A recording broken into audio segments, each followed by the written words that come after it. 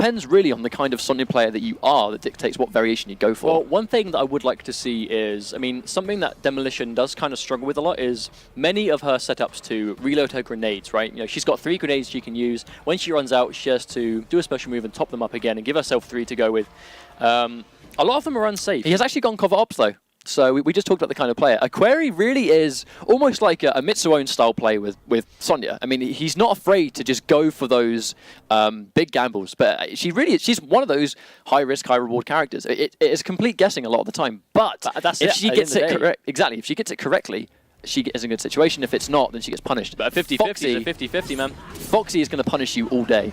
But speaking of 50-50s, MrAquary really getting the first hit there. Really good job. Back himself the first parameter, but does drop his first combo, but goes straight back into it again. F0xy just getting annihilated right now. Already back to the corner, but drops once again, and that will cost him some damage. That was a very costly drop, dropping the combo, then immediately getting punished. But he does throw him back into the corner. That's going to give him a little bit of stamina. Ooh, baits the wake-up spin, immediately sending a message to F0xy. I am waiting for that reversal. Already Absolutely. A very, very patient play from MrAquary. I mean, these bursts of aggression, but just exactly when he needs to be, being reserved and being slow, and it got him the round. He had a significant amount of life left. Oh, and he gets another good guess there. I mean, the 50-50s are really prominent here, but MrAquary, unfortunately, drops pretty much every combo so far. That's so much potential damage. F0xy as well, dropping the 2-frame link there. Catching him sleeping, drops it again. Very unfortunate. That's 2 drops back-to-back for F0xy, but a few from MrAquary as well. Maybe just some nerves showing right now. I mean, both players definitely need to take this round. I mean, now we're playing through top 8 from now. Every win at this point is some cash and a big amount of points. That is a 4 out of 4 on those happy little resets for F0xy, unfortunately. He's going to have to tighten up their execution if he's going to take this one forward, but not a good look from either player right now. They need to sort of tighten up their execution if they want to try and pull this through. MrAquary tries to jump on wake up. F0xy doesn't quite manage to stuff it enough. F0xy has a lot of meter to work with. You have noticed, yeah, he's actually not going for spins anymore. He may have gone for the spin right at the start to try and really put it into MrAquary's mind that the spin is an option. And now F0xy really sort of just going to town. And this really is what F0xy does best. Putting you in the corner and absolutely smothering you. Well, do keep in mind, the block spin is without a doubt what cost him round 1. So he does have to, you know, think on the fly. I have to stop doing these things that get punished. You know, the guy clearly knows how to deal with it. And MrAquary taking full advantage, but goes into the overhead kick. Ooh, very interesting read there. F0xy probably not ready for that to hit. Does get it this time, no longer dropping that link. I mean, that's actually a very tight link to do, but we don't really see F0xy drop it as much as he has. But now he has MrAquary in the corner. This is exactly where F0xy wants MrAquary to be. This is F0xy's Kung Lao pressure that we've seen time and time again. That meter burn hat down full. Wonderful meter burn parry. Wake up parries into full combo. Does get a reset there. F0xy breaking, not even wanting to take the damage. Oh, MrAquary not ready for the teleport. Very unfortunate there. Good blocks, but then gets 50-50'd again. Oh, MrAquary opts to try and finish that off. Keeps himself safe by not finishing the stance. Oh, but no whiffs are normal. That will get hit, but another drop from F0xy Grampa. F0xy dropping that link pretty much almost every time. And he does get the interrupt! What's going on? That was an interesting game 1. That was not really the kind of F0xy that we see often. If MrAquary was ready for that down 3 to connect, that would have potentially thrown the game away. Because he would have had it. He would have managed to take that damage to F0xy, get rid of that last little bit of life, but F0xy again ready with a dive kick. As soon as you reach chip damage territory, that's where you have to be careful. Because Kung Lao is the king of chip damage, especially in clutch moments. I think that match was what we like to call a scramble. There was a lot of dropped combos, a lot of I guess people just not being ready for things to connect. To be honest, very uncharacteristic of F0xy. I mean, we haven't seen these guys play in quite a while. It's the start of a new season, so obviously, you know, nerves might be running high and all that kind of other stuff. But unfortunately, you know, it's a 3 out of 5 set. So if you're going to be in a situation to try and adapt and kind of get used to what's going on, this really is the setting to do it. Well, keep in mind, you know, these guys are playing the first match of the EU Pro League, right? Like, there are going to be eyes on them right now. F0xy is by far the player to beat right now in this league. With his dominance in Season 1, hopefully, you know, for him to carry over into Season 2. But if he goes out at this point, can you imagine the upset? I think F0xy going out round 1 is probably the biggest upset anyone could anticipate, especially with how dominant the guy's been so far. But, I mean, right now... Shades of Game 1, I was about to say, very, very similar to how Game 1 went, where MrAquary just enforced those mix-ups and has got right every time. However, in this round, he's pretty much dropping nothing.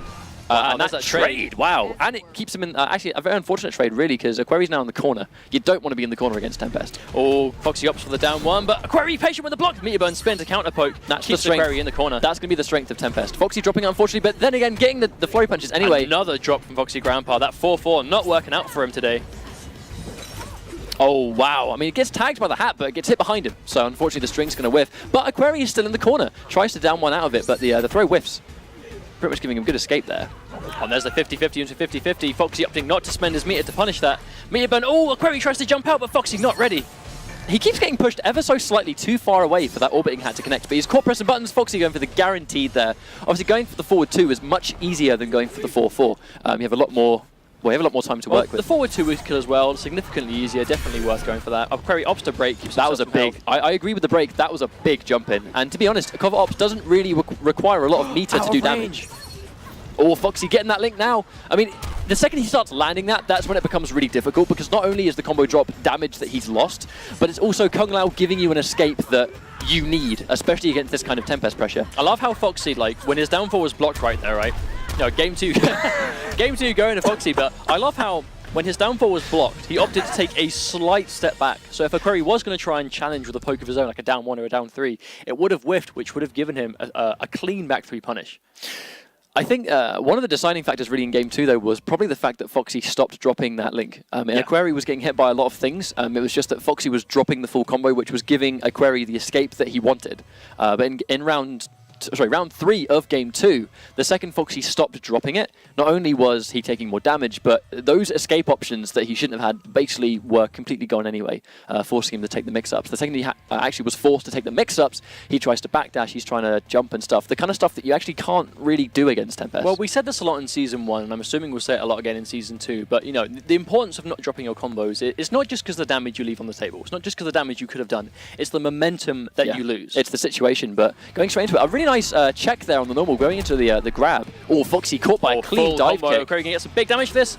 Oh, I thought he was going to drop it there. I've never seen that one before. 34%. That looks very easy to drop, but MrAquary... Oh, and he gets the guess again. Nice stuff. I know, Foxy, yeah, just going for the gap. That's one of the strengths of Tempest in the matchup.